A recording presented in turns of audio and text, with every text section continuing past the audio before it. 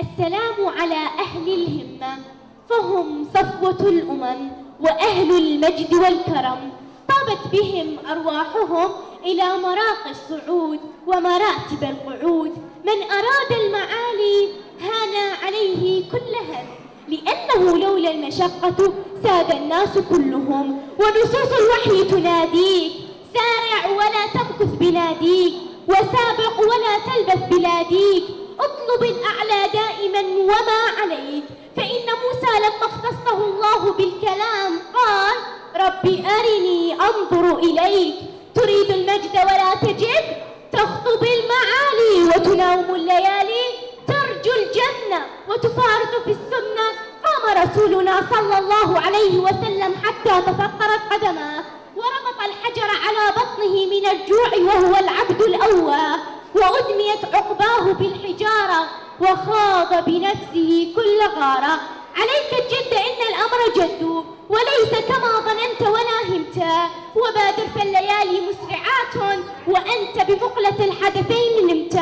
اخرج من سرداب الأماني يا أسير الأغاني، وانفض غبار الكسل واهجر من عدل، فكل من سار على الدرب وصل. نسيت الآيات وأخرت الصلوات، وأذهبت عمرك السهرات وتريد الجنات.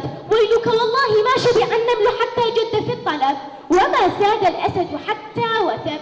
الحمامة تبني عشها، والعنكبوت تهندس بيتها، والضب يحفر مغاره، وأنت لك مدة ورأسك على المخدة. احرص على ما ينفعك، لأن ما ينفعك يرفعك.